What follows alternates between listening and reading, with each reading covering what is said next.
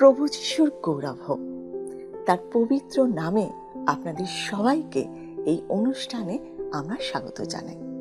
যারা আমাদের চিঠি লিখে জানিয়েছেন যে আপনারা ঈশ্বরের আশীর্বাদ পেয়েছেন, তাদেরকে অনেক অনেক ধন্যবাদ। মঙ্গলময় ঈশ্বর সর্বদা আমাদের আশীর্বাদ করতে চান। ঈশ্বরের বাক্য পাঠ করলে অথবা তা শ্রবণ করলে আমরা জানতে পারি আমাদের কি প্রয়োজন এবং সেই নতুনভাবে আমরা তার কাছে আমাদের প্রার্থনা নিবেদন করতে পারি। সেই জীবন্ত বাক্য শ্রবণের আগে আসুন আমরা নিজেদেরকে প্রস্তুত করি। শ্রবণ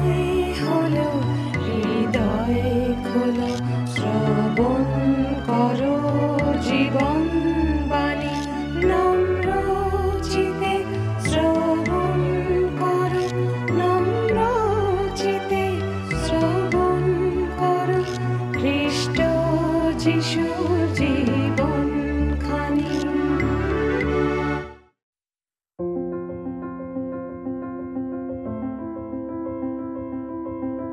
সাধু পৌল সুসমাচার প্রচারার্থে তার দ্বিতীয় যাত্রা আন্তিখিয়া নগর থেকে শুরু করেছিলেন। তার অভিপ্রায় ছিল যে তার প্রথম যাত্রায় তিনি বার্নবাকে সঙ্গে নিয়ে যে সমস্ত নগরে প্রভুর বাক্য প্রচার করেছিলেন সেই সমস্ত নগরে ফিরে গিয়ে বিশ্বাসীদের তত্ত্বাবধান করবেন। এই দ্বিতীয় যাত্রাতেও বার্নবা তার কুটুম্ব মার্ককে সঙ্গে নিয়ে যেতে চেয়েছিলেন, কিন্তু সাধু পৌল রাজি হননি। এই কারণে সাধু পৌল ও বার্নবার মধ্যে বিতণ্ডা হয় এবং তারা পরস্পর পৃথক হয়ে যায়। সেই যাত্রায় সাধু পৌলের সহযাত্রী হয়েছিলেন শিল। তিনি এশিয়া মহাদেশের যে অঞ্চলে তার প্রচার শুরু করেন সেই স্থানগুলি আধুনা তুর্কি দেশের অন্তর্গত। তারা সুরিয়া ও কিলিকিয়া নামক স্থান দিয়ে যাত্রা করে প্রথমে দর্বিতে পৌঁছান, তারপর সেখান থেকে লুস্ত্রায় পৌঁছান। সেখানে তার সঙ্গে একজন বিশ্বাসী যুবকের সাক্ষাৎ হয়। এই যুবকের মাতা একজন বিশ্বাসিনী যিহুদি ছিলেন, কিন্তু তার পিতা ছিলেন গ্রিক। এই যুবকের নাম তিমথিও, যাকে সাধু পৌল নিজের সন্তানের মতো স্নেহ করতেন। তিমথিও সেই যাত্রায় সাধু পৌল ও শিলের সহযাত্রী হলেন এবং তারা গালাতিয়া ও ফরুগিয়া দেশের মধ্যে দিয়ে যাত্রা করে মুসিয়া দেশের কাছে উপস্থিত হলেন। তারা সেখান থেকে আরও উত্তরে বিথুনিয়াতে যাওয়ার চেষ্টা করেন, কিন্তু প্রভু যিশুর আত্মা তাদের সেই দিকে যেতে দিলেন না। তখন তারা মুসিয়া দেশ ছেড়ে ত্রোয়াতে চলে গেলেন। সেখানে এক রাত্রিতে সাধু পৌল একটি দর্শন পান এবং সেই দর্শন অনুসারে তারা জলপথে মাকিদোনিয়া দেশে এসে পৌঁছালেন।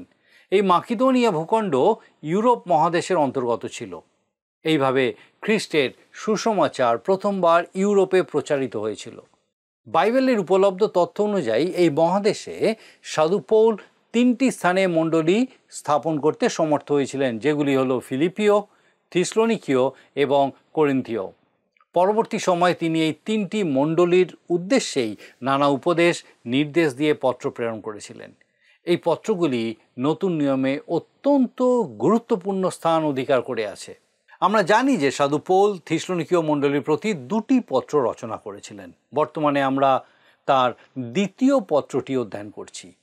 আমাদের বিগত পর্বগুলিতে আমরা প্রথমত এই পত্রের প্রথম অধ্যায়ের বিষয় নিয়ে আলোচনা করেছি। সেখানে তিনি ব্যাখ্যা করে বলেছেন কি কারণে মণ্ডলীর বিশ্বাসীরা এত ক্লেশ ভোগ করছেন।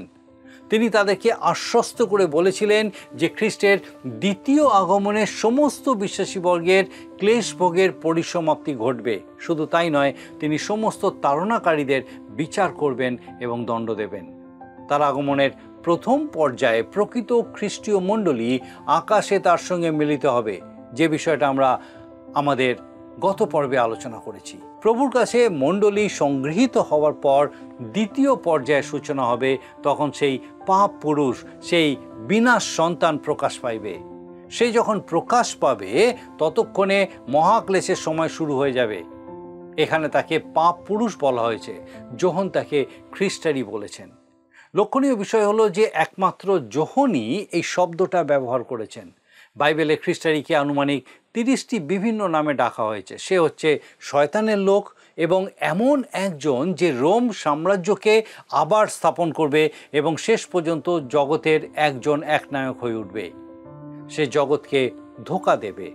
সে হয়তো আজও আমাদের মধ্যেই আছে, কিন্তু মহাক্লেশের সময় আরম্ভ না হলে সে তার শক্তিকে প্রকাশ করতে পারবে না। মহাক্লেশের সময় সে আইন বিরোধী উচ্ছৃঙ্খল ব্যক্তির আগমন হবে। এই বিষয়ে লেখা আছে 2 থিসলনিকীয় 2:9 সেই ব্যক্তির আগমন শয়তানের কার্যসাধন অনুসারে মিথ্যা সমস্ত পরাক্রম ও নানা চিহ্ন ও অদ্ভুত লক্ষণ সহকারে হইবে। সেই ব্যক্তি হচ্ছে খ্রিস্টারি, শয়তানের লোক, পাপ পুরুষ, উচ্ছৃঙ্খল ব্যক্তি। তার আগমন শয়তানের কার্যসাধন অনুসারে মিথ্যার সমস্ত পরাক্রম ও নানা চিহ্ন ও অদ্ভুত লক্ষণ সহকারে হইবে। এখানে পরাক্রম হচ্ছে একটি প্রাকৃতিক শক্তি, যার উৎস হচ্ছে অতি প্রাকৃতিক। সে একজন সাংঘাতিক আর্গকারী এবং আশ্চর্য ক্রিয়াকারী হবে। সে হয়তো জলের উপরে হাঁটতে ও ঝড়ের উপরে কর্তৃত্ব করতে পারবে। দিয়াবল এই ব্যক্তিকে প্রেরণ করবে শক্তি, চিহ্ন ও মিথ্যা বিস্ময় দিয়ে। চিহ্ন মানে প্রতীক। তার উদ্দেশ্য হলো বুঝদারদের চমৎকৃত করা। এই ব্যক্তির কাছে কিছু চিহ্ন থাকবে যা সেই সময়ের বিজ্ঞান জগৎ এবং রাজনীতিবিদ ও ধর্মীয় জগৎকে চমৎকৃত করবে। আমি অবাক হয়ে যাই যে মানুষ আজও অদ্ভুত সব বিষয়ের প্রতি আকৃষ্ট হয়। আমার বিশ্বাস যে মানুষেরা ঈশ্বরের বাক্যের প্রতি দৃঢ় থাকে না, তারাই এই সমস্ত চিহ্নের প্রতি আকৃষ্ট হয়। অদ্ভুত লক্ষণ পর্যবেক্ষণকারীদের উপরে প্রভাব ফেলবে। সেই সময় সারা জগতের মানুষ এই পাপ পুরুষের বিষয়ে বলবে, পৃথিবীর এই শাসনকর্তা হচ্ছেন একজন মহাপুরুষ, দেখো তিনি কত কি করতে পারেন। কারা এই অদ্ভুত লক্ষণের প্রতি বশীভূত হবে? যারা সুসমাচার বিশ্বাস করবে না। এই কথাই 10 পদে লেখা আছে। দেখুন 10 পদে লেখা আছে, এবং যাহারা বিনাশ পাইতেছে তাহাদের সম্বন্ধে অধার্মিকতা সমস্ত প্রতারণা সহকারে হইবে, কারণ তাহারা পরিত্রাণ পাইবার নিমিত্ত সত্যের প্রেম গ্রহণ করে নাই। যাহারা বিনাশ পাইতেছে তাহাদের সম্বন্ধে অধার্মিকতার সমস্ত প্রতারণা সহকারে হইবে। কেন? কারণ তাহারা পরিত্রাণ পাইবার নিমিত্ত সত্যের প্রেম গ্রহণ করে নাই। আমি সত্যি বিশ্বাস করি যে সুসমাচার পৃথিবীর শেষ পর্যন্ত প্রচারিত হবে। আজ যেখানে হয়তো মানুষ নিজে পৌঁছাতে পারছে না, সেখানে সামাজিক মাধ্যম এবং অন্যান্যভাবে এটা সত্যি করেই অনেক গভীরে ঢুকে পড়েছে। কিন্তু সর্বত্র এমন মানুষও আছেন যারা সত্যকে গ্রহণ করছে না। আর এই সব কারণে ঈশ্বর সেই সমস্ত মানুষের বিষয়ে কি করবেন? 11 পদ বলে, দেখুন লেখা আছে 11 পদ, আর সেই জন্য ঈশ্বর তাহাদের কাছে ভ্রান্তির কার্যসাধন পাঠান, যাহাতে তাহারা সেই মিথ্যায় বিশ্বাস করিবে। ঈশ্বর জগৎকে একটা মিথ্যাকে বিশ্বাস করতে দেবেন। তিনি এটা কেন করবেন? এটা কি অন্যায্য নয়? না, এটা অনেকটা ঈশ্বরের দ্বারা ফৌরনের হৃদয় কঠিন করার মতো কাজ। ফোরন তো ইসরায়েলীয়দের জন্য রোদন করছিলেন না, বা ঈশ্বরের অনিচ্ছা থাকা সত্ত্বেও তাদের ছেড়ে দেওয়ার জন্য ছটফট করছিলেন না।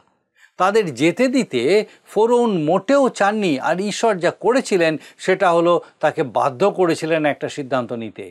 ঈশ্বর তাকে এমন অবস্থার মধ্যে দিয়ে নিয়ে গেছিলেন যেখানে তার মনের মধ্যে থাকা ইচ্ছা প্রকাশ হয়ে পড়েছিল।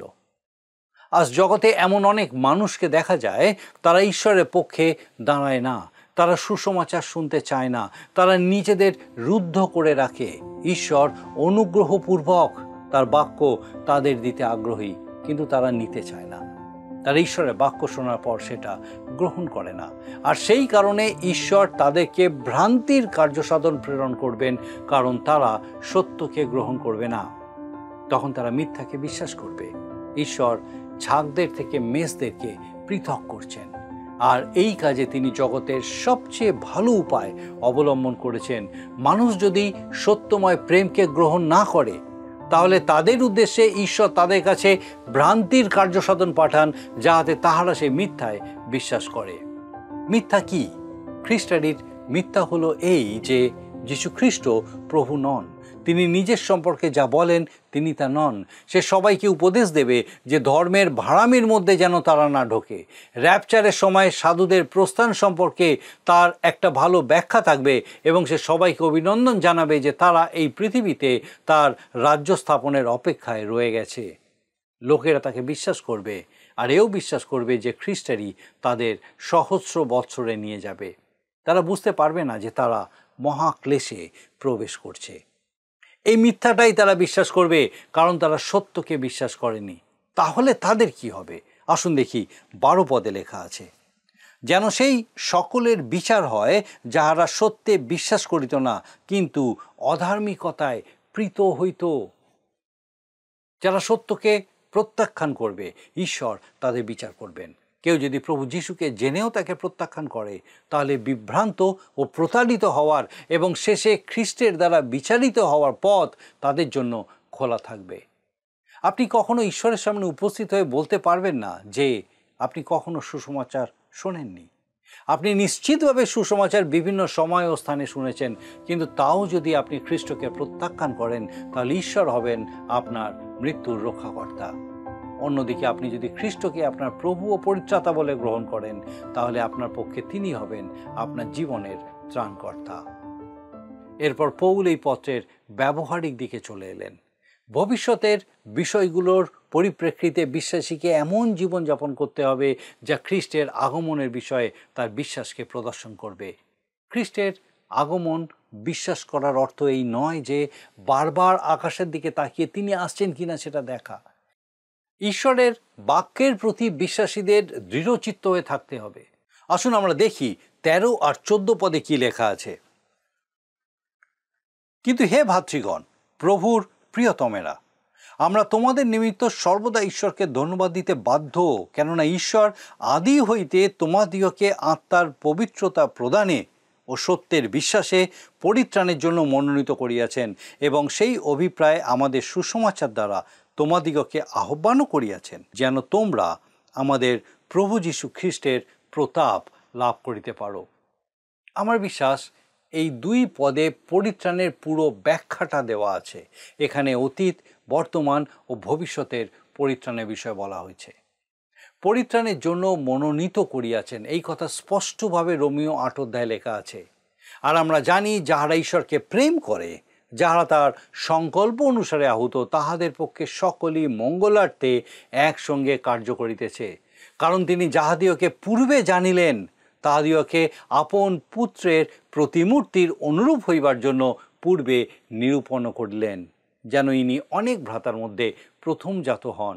আর তিনি যাহাদিওকে পূর্বে নিরূপণ করিলেন, তাহাদিওকে আহ্বানও করিলেন। আর যাহাদিওকে আহ্বান করিলেন, তাহাদিওকে ধার্মিক গণিত করিলেন।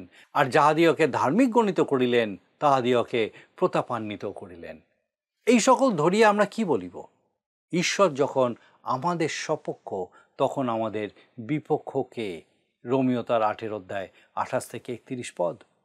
আর এই কথাই সাধু পৌল এখানে বলছেন, ঈশ্বর আদি হইতে তোমাদিওকে পরিত্রাণের জন্য মনোনীত করিয়াছেন। এটা অতীতের দিকে দেখায়। আমরা এখানে আসার আগেই তিনি আমাদেরকে মনোনীত করেছেন। আপনি খ্রিস্টের উপর নির্ভর করলে ঈশ্বর অবাক হন না।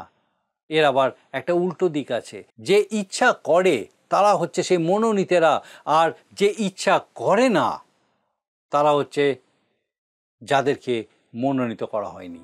প্রভু যীশু বলছেন, কেহ যদি তৃষ্ণার্ত হয় তবে আমার কাছে আসিয়া পান করুক। যোহন তার 17 অধ্যায় 37 পদ। এটা হচ্ছে পরিত্রাণের একটা বৈধ আহ্বান। এর মধ্যে কোনো জটিলতা নেই। আপনি যদি না আসেন, তার কারণ এই নয় যে আপনি মনোনীত হননি, কিন্তু আপনি তৃষ্ণার্ত নন। অর্থাৎ আপনি যদি মনে করেন না যে আপনার পরিত্রাতার প্রয়োজন আছে, আপনি যদি তৃষ্ণার্ত হন, খ্রিস্টের কাছে আসুন। আত্মার পবিত্রতা প্রদান বর্তমানকে দেখায়। আপনি অবস্থানগতভাবে এবং আপনার অভ্যাসের দ্বারা পবিত্র হয়েছেন। আপনি যখন খ্রিস্টকে পরিত্রাতা রূপে গ্রহণ করবেন, তখন আপনি খ্রিস্টে অবস্থিতি করেন। পবিত্রতার একটা বাস্তব দিক আছে যা আপনার জীবন সংক্রান্ত। ঈশ্বরের আত্মার দ্বারা অনুগ্রহে আপনার বৃদ্ধি হয়। সত্যের বিশ্বাস, অর্থাৎ একজন বিশ্বাসী ঈশ্বরের বাক্য অধ্যয়ন করবে, আর এইভাবেই সে বৃদ্ধি ও বিকাশ লাভ করবে। যেন তোমরা আমাদের প্রভু যীশু খ্রিস্টের প্রতাপ লাভ করিতে পারো। এটা হচ্ছে ভবিষ্যৎ মণ্ডলীর সংগৃহীত হওয়ার কথা বলে। 1 যোহন তার 3 অধ্যায় 2 পদে লেখা আছে, প্রিয়তমেরা, এখন আমরা ঈশ্বরের সন্তান, এবং কি হইব তাহা এ পর্যন্ত প্রকাশিত হয় নাই। আমরা জানি তিনি যখন প্রকাশিত হইবেন তখন আমরা তাহার সমরূপ হইব, কারণ তিনি যেমন আছেন তাহাকে তেমনই দেখিতে পাইব। এরপর কলসীয় তার 1:27 একটা উক্তি আছে, 1:27 পদে, কারণ পরজাতিগণের মধ্যে সেই নিগূঢ় তত্ত্বের গৌরবধন কি তাহা পবিত্রগণকে জ্ঞাত করিতে ঈশ্বরের বাসনা হইল, তাহা তোমাদের মধ্যবর্তী খ্রিস্ট গৌরবের আশা। সেটা ভবিষ্যতের দিকে দেখায় কত গৌরবময় অপূর্ব সম্ভাবনা আমাদের সামনে খোলা আছে। আমরা অতীতে পরিত্রাণ পেয়েছি, বর্তমানে পাচ্ছি, আবার ভবিষ্যতেও পাবো। অতএব হে ভাতৃগণ, স্থির থাকো এবং আমাদের বাক্য অথবা পত্র দ্বারা যে সকল পাইয়াছ তাহা ধরিয়া রাখো। যদি 15 পদ পড়েন, এই কথাটাই এখানে লেখা আছে। সাধু পৌল সেখানে থাকাকালীন যা কিছু শিখিয়েছিলেন সেই প্রসঙ্গেই এখানে বলেছেন। সেটা বিশ্বাসীকে স্থিতিশীল হতে দেয়। আর আমাদের প্রভু যীশু খ্রিস্ট আপনি ও আমাদের পিতা ঈশ্বর, যিনি আমাদিগকে প্রেম করিয়াছেন এবং অনুগ্রহ দ্বারা অনন্তকাল স্থায়ী সান্ত্বনা ও উত্তম প্রত্যাশা দিয়াছেন, তিনি তোমাদের হৃদয়কে সান্ত্বনা দিউন এবং সমস্ত উত্তম কার্যে ও বাক্যে সুস্থির করুন। এটা হচ্ছে 16 আর 17 পদ, 2 অধ্যায় 2 থেসলোনিকীয়। প্রভু যীশু আমাদের হৃদয়ে স্বস্তি ও সান্ত্বনা নিয়ে আসেন। তিনি সেটা তার বাক্যের মাধ্যমে করেন। ঈশ্বরের বাক্য অধ্যয়ন করা আমাদের তার কার্যের দিকে চালিত করে। ঈশ্বরের বাক্য যে আমাদের কেবল সান্ত্বনা দেবে তা নয়, সেটা উন্নতও করবে। সুস্থির করার অর্থ আমাদের ঈশ্বরের বাক্যে দৃঢ় থাকতে হবে, যাতে আমরা অন্য কোনো রকম মতামতে পথভ্রষ্ট না হয়ে পড়ি। আমাদের মন, আমাদের হৃদয়কে তার প্রতি কেন্দ্রীভূত রাখতে হবে। সেটা আমাদের যা কিছু আমাদের সামনে আসবে তার প্রতি আকৃষ্ট হওয়ার থেকে আটকাবে। আমাদের বিশ্বাসে সুস্থির থাকতে হবে। ঈশ্বরের বাক্যই আমাদের ঈশ্বরের কাজ করার দিকে চালিত করবে। 3 অধ্যায়ে আমরা দেখব যে বিশ্বাসীদের তাদের আচরণে ও কাজেও সুস্থির থাকতে হবে। আমাদের আগামী অধ্যায়নে আমরা এই পুস্তকের 3য় ও শেষ অধ্যায়ের প্রথম অংশটি অধ্যয়ন করব। আজকে আমরা আমাদের আলোচনার মধ্যে দিয়ে যা কিছু দেখলাম তা হলো, প্রথমত খ্রিস্টারির আগমন হবে, যদিও তার কাজ এখনই শুরু হয়ে গেছে এবং পবিত্র আত্মা তাকে আটকে রেখেছেন। দ্বিতীয়ত, মহাক্লেশের সময় সে তার পুরো শক্তি প্রদর্শন করবে। মানুষ তাকে বিশ্বাস করবে, বুঝতে পারবে না যে সে তাদের মহাক্লেশের মধ্যে নিয়ে গেছে। তৃতীয়ত, খ্রিস্ট পৃথিবীতে এসে তাকে বিনাশ করবেন। আর চতুর্থত, ভবিষ্যতের সমস্ত বিষয়গুলি মাথায় রেখে আমাদের প্রভুতে স্থির থাকতে হবে। আমার বিশ্বাস মহান ঈশ্বর তার এই জীবন্ত বাক্যের আলোচনার মধ্যে দিয়ে বিশেষভাবে আপনার সঙ্গে কথা বলেছেন। তার জীবন্ত বাক্যে স্থির হওয়া, বাক্যে বৃদ্ধি পাওয়ার বিষয়ে বিশেষভাবে আপনাকে আরেকটি বার সচেতন করেছেন। আর আমার অনুরোধ, যে বিষয় আজকে শুনলেন, জানলেন, হৃদয়ে গ্রহণ করলেন, এই বিষয়ে আরও বৃদ্ধি পেতে থাকুন। আসুন প্রার্থনায় যাই, আর আমি চাইব আপনিও যোগ দিন। আসুন প্রার্থনা করি। করুণাময় স্বর্গীয় পিতা, তোমার ধন্যবাদ স্তুতি করিও প্রভু, যে তোমার জীবন্ত বাক্য তুমি দিয়েছো যেন আমরা তোমাতে বৃদ্ধি পাই। ধন্যবাদ দিই আমাদের প্রত্যেক দর্শক বন্ধুর জন্য, যে আজকে আরেকবার পিতা গো তোমার এই জীবন্ত বাক্যের সত্যে প্রত্যেককে পূর্ণ করলে। প্রভু, কিভাবে চলা উচিত, প্রভু আগামী দিন কি হতে চলেছে, বা আজকে কিভাবে আমাদের তোমাতে স্থির থাকতে হবে, এই প্রত্যেকটা বিষয় যে সত্য তুমি আজকে নতুনভাবে প্রকাশ করলে, প্রভু আমাদের প্রত্যেক দর্শক বন্ধুকে হৃদয়ে তা সঞ্চয় করতে সাহায্য করো। প্রার্থনা করি আমাদের সে প্রত্যেক দর্শক বন্ধু, তাদের পরিবার পরিজন প্রত্যেককে পিতা তোমার পবিত্র পরাক্রমে তোমাতে সুস্থির রাখো। পিতাকে জানি না কে কীরকম পরিস্থিতিতে আছেন, হয়তো অনেকে কঠিন সমস্যার মধ্যে দিয়ে যাচ্ছেন, হয়তো অসুস্থতা বা অন্য কোনো সমস্যা, জানি না প্রভু, কিন্তু জানি যে তুমি তাদের সঙ্গে আছো। আর এই বিশ্বাসে তুমি তাদেরকে স্থির করো স্বর্গীয় পিতা, যে প্রভু তুমি তাদের ছেড়ে দাওনি। তোমার পবিত্র পরাক্রমে সেই কঠিন সময়ের মধ্যে দিয়ে তুমি তাদেরকে বহন করে নিয়ে চলেছো। এবং পিতা গো, তোমার পবিত্র পরাক্রমে সেই সময়ের মধ্যে দিয়ে তোমার সেই আশার আলো তুমি তাদের দেখতে সাহায্য করো। তোমার প্রতি নির্ভরশীলতায় স্থির হতে সাহায্য করো, যে প্রভু সেই সমস্ত কিছুর মধ্যে দিয়ে তুমি তাদেরকে তোমার সেই চূড়ান্ত লক্ষ্যে এগিয়ে নিয়ে চলেছো, যেন তাদের জীবনের মধ্যে তোমারই নাম গৌরবান্বিত, উচ্চকৃত, মহিমান্বিত হয়। আমাদের প্রত্যেক দর্শক বন্ধু, তাদের পরিবার পরিজন প্রত্যেককে তোমার চরণে সমর্পণ করে ধন্যবাদের সঙ্গে প্রার্থনা তোমার যিশু নামে চাই, দয়া করে শ্রবণ ও গ্রহণ করো। আমেন।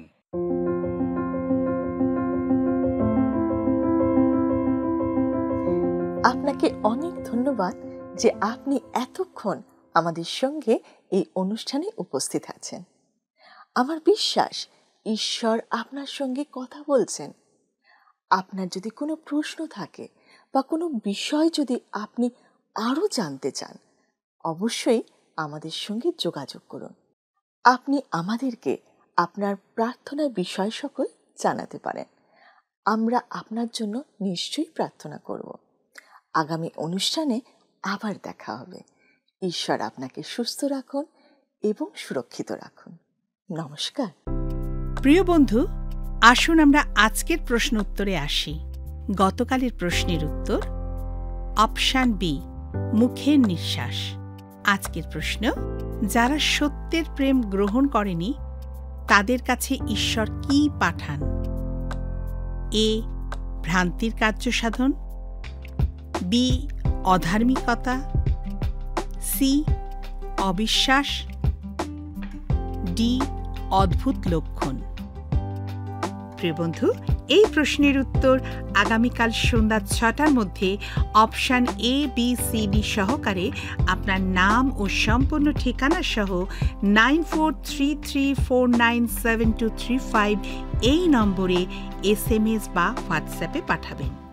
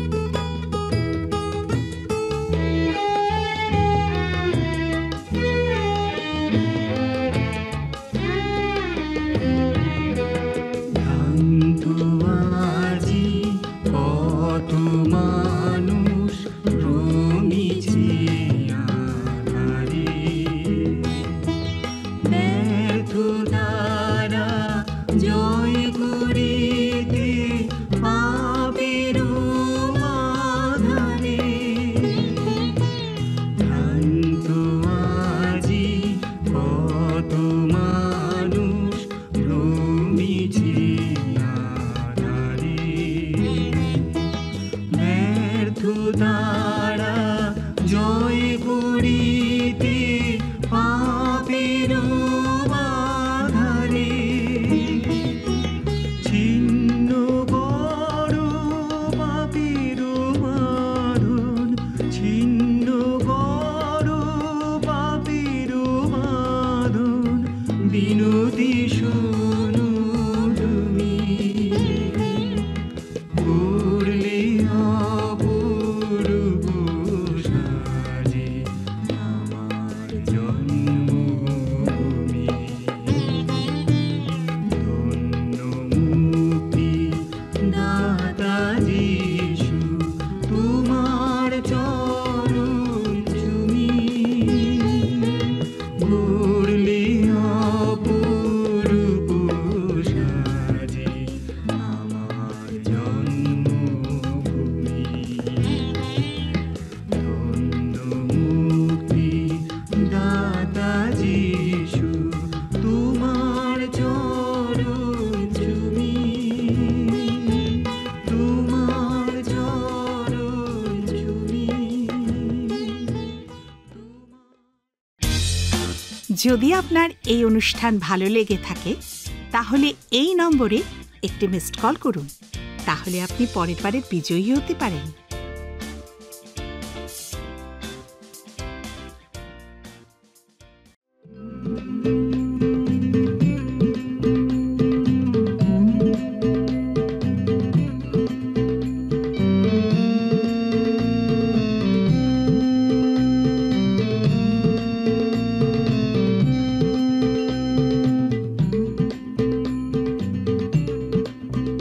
যিশু নাম বলো একবার যিশু নাম বলো একবার সে নামেতে শত জ্বালা সে নামেতে শত জ্বালা জুড়ায় সবার যিশু নাম বলো একবার যিশু নাম বলো একবার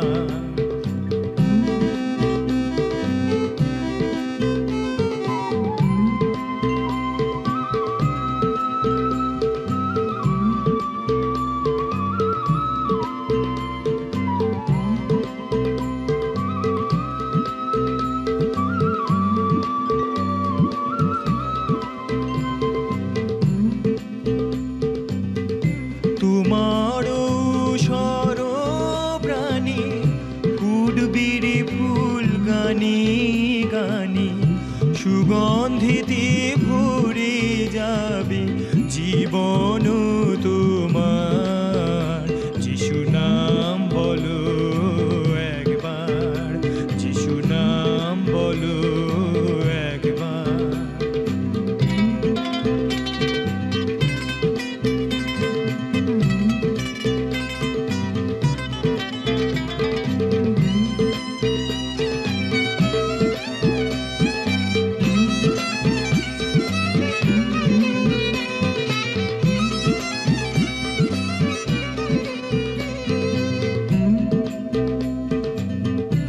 অধম পতিতি জানে তরি করুণা তার সদাই ঝরে ইহকাল তো ক্ষণিক রে ভাই ভাই রে